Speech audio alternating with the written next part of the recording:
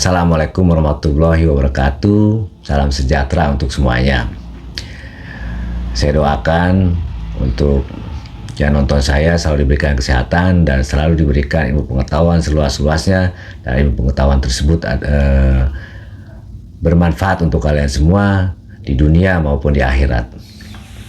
Oke, gue akan menjelaskan kembali masalah kenapa gue ada banner ya di sini, yin logo ataupun ya logo yin yang ya. Karena waktu remaja itu gue memang suka dengan logo-logo, suka dengan lambang-lambang ya, apapun lah. Dan lambang Nazi gue suka dulu, lambang musik-musik tuh misalnya musik, karena itu masa transisi ya, masa transisi seorang manusia biasanya berkembang sesuai dengan lingkungannya, lingkungan dia tinggal, lingkungan dia bermain. Dan gue mengalami hal tersebut, lingkungan bermain kepada anak-anak yang hobi musik, gue pun terbentuk seperti apa yang gue lihat, apa yang gue dengar, tokoh-tokoh musik rock segala macem. Dan kebetulan lambang ini karena mempunyai filosofi, dan gue membaca filosofi tersebut pada saat gue remaja, gue menyukai. Karena waktu remaja tuh gue lebih suka baca sejarah ketimbang gue belajar matematika gitu kan. Kadang belajar agama pun gue lebih tidak 100% gue pelajari gitu. Gue lebih senang tokoh-tokoh lah, tokoh-tokoh sejarah atau suatu konsep-konsep untuk hidup di dunia ya gitu kan. Nah, filosofi ini nyentuh banget sih ya dengan apa yang gue pikirkan gitu. Kadang-kadang gue suka berngayal gitu kan, berimajinasi bahwa hidup di dunia ini semuanya saling berpasangan gitu. Nah, kadang-kadang gue juga berpikir suatu benda dengan benda yang lain saling keterkaitan, saling membutuhkan gitu. Laut pun nggak akan ada laut kalau nggak ada bumi gitu kan. Makanya ada terciptalah laut, dan laut pun, dari laut itu kan banyak fungsinya juga gitu. Hujan pun karena ada proses penguapan dari laut ke awan hingga membeku di awan, akhirnya terjadilah suatu petir ya yang memecahkan kebekuan di awan tersebut hingga mencair dan turunlah hujan. Dan semuanya saling keterkaitan, sesuai filosofi dari ini yang juga kan, bahwa hidup itu penuh dengan keseimbangan. Jadi suatu kehidupan itu harus seimbang gitu. Yang orang yang putih bersih atau bisa dikatakan adalah orang yang baik ya, kadang membutuhkan juga orang yang dari sisi gelap gitu. Dan yin ini yang hitam juga bisa dikatakan sebagai perempuan, seorang yang feminim. Dan yang hitam, yang putih yang bisa dikatakan seorang lelakinya, maskulinnya. Dan seorang wanita nggak akan bisa hidup tanpa ada lelaki, seorang laki juga nggak akan hidup jika tidak ada wanita. Makanya cerita terciptanya Nabi Adam alaihissalam yang akhirnya diberikan Siti Hawa, itu kan karena seorang Adam gak akan bisa hidup walaupun di surga gitu kan. Dia akan merasa kesepian, tidak ada teman di sana. Hingga akhirnya diberikanlah teman oleh Tuhan, itulah Siti Hawa. Memang sebetulnya sudah direncanakan pasti oleh Tuhan ya. Tapi kan ini kan prosesnya dan arti dari penciptaan manusia tersebut lah. Ya, gue nggak cerita tentang proses manusia hidup ya, karena kali ini gue mau fokus cerita ke yin yang ini ya. Jadi menurut gue tuh yin yang itu bener-bener bisa dipakai di mana aja dalam kehidupan kita di muka bumi ini. Dan juga gue berpikirnya adalah ada positif ada negatif pada saat itu. Dan ternyata dikupas juga di filosofi yin yang, hidup itu memang ada positif dan negatif. Bisa diartikan sebagai itu ya, positif dan negatif yin yang ini. Karena jika positif aja, maka kehidupan ini nggak akan berjalan dengan baik. Karena gue berpikir bahwa segala sesuatu yang di muka bumi ini adalah saling berlawanan gitu. Kayak positif negatif kan berlawanan juga, saling berlawanan gitu. Kayak perempuan, laki kan berlawanan ya. Karena kalau dia nggak berlawanan, dia nggak akan bisa membuahi gitu kan, nggak akan bisa membuahi. Jadi ada berlawanan dalam hal ini. Makanya ada baik, ada buruk. Kalau buruk semua kita nggak akan tahu yang baik itu kayak gimana. Kalau baik semua kita pun nggak akan tahu hal buruk kayak gimana kayak gitu. Jadi baik pun kadang tidak dibutuhkan dalam suatu keputusan, dalam suatu kegiatan, dan buruk pun sama, tidak selalu dibutuhkan gitu. Karena ada kalanya kita juga membutuhkan hal yang buruk, ada kalanya kita membutuhkan hal yang baik gitu. Hal yang buruk seperti apa ya? Misalkan saja kejadian, kita harus membela diri dalam suatu situasi.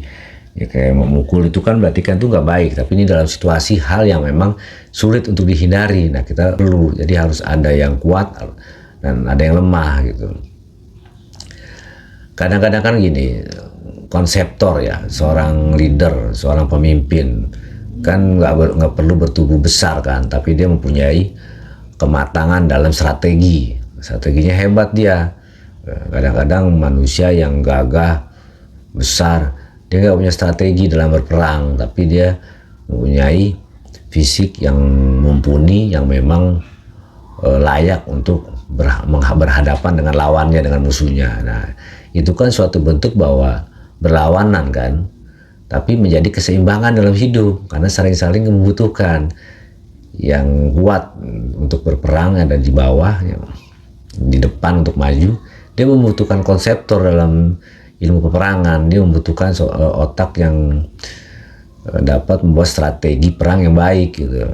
Dan seorang konseptor pun, seorang pemimpin, jenderalnya nih, dia nggak bisa sendirian gitu dalam berperang. Dia perlu prajurit-prajurit yang gagah-gagah untuk membela dan mengamankan suatu negaranya, suatu wilayahnya gitu. Nah, itu yin yang itu luas menurut gua ya, itu luas banget, general banget manfaatnya, artinya ya, filosofinya itu sangat luas.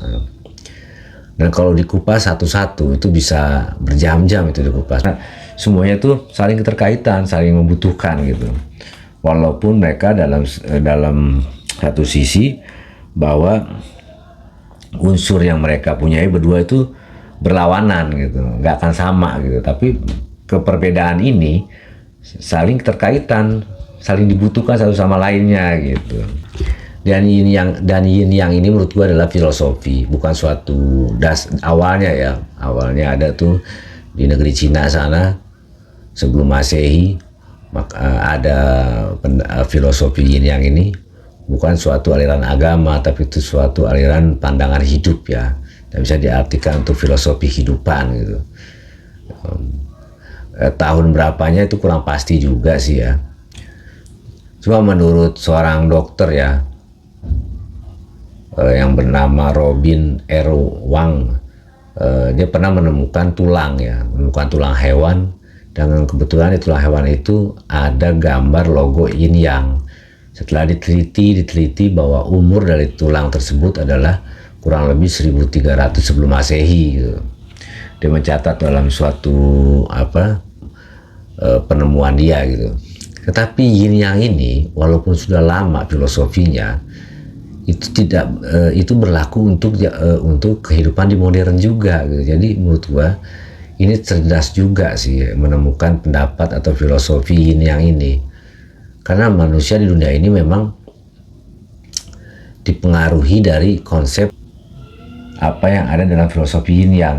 Bisa aja seorang filosofi atau filsafat pada zaman Cina kuno itu membuat filosofi yin yang ini dari literatur keagamaan misalkan. Bisa aja, belum ada yang bisa meneliti ya, karena itu terjadi udah ribuan tahun yang lalu ya, dan sebelum Masehi lagi.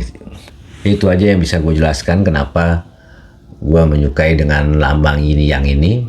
Gue nggak menceritakan tentang yin yang ini secara detail, karena pertanyaan yang timbul langsung bertanya kepada gue melalui teman gue ya, cuma bertanya tentang kenapa gue menyukai lambang tersebut gitu ya.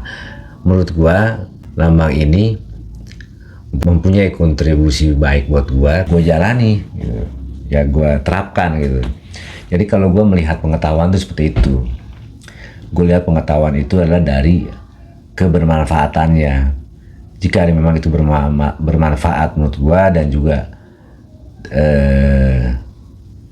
tidak merusak atau tidak negatif untuk alam semesta ini, tidak negatif juga untuk kehidupan gua, tidak negatif juga untuk orang lain yang menerima gua memakai konsep tersebut misalkan, nggak ada masalah menurut gua, akan gue terapkan dalam kehidupan gua. Karena menurut gue yin yang ini memang filosofi yang bagus, yang benar-benar bisa diterapkan dalam kehidupan saat ini juga, dan itu pun juga masuk juga dalam ajaran-ajaran agama yang gue anut tentang kebaikan dan keburukan. Jadi bahwa manusia tidak bisa menilai orang dari kostumnya aja, dari penampilannya aja, bahwa manusia tuh harus dilihat dari hatinya. Dan juga manusia kan dalam Islam juga diajarkan bahwa seburuk-buruknya orang tuh pasti kebaikan, dan sebaik-baiknya orang pasti mempunyai keburukan. Oke, itu aja, sampai ketemu lagi di Room Ngayal berikutnya. Semoga sekecil apapun yang gue jelaskan dapat bermanfaat dan berguna. Assalamualaikum warahmatullahi wabarakatuh. Salam sejahtera. Sampai ketemu lagi. Salam Room Ngayal.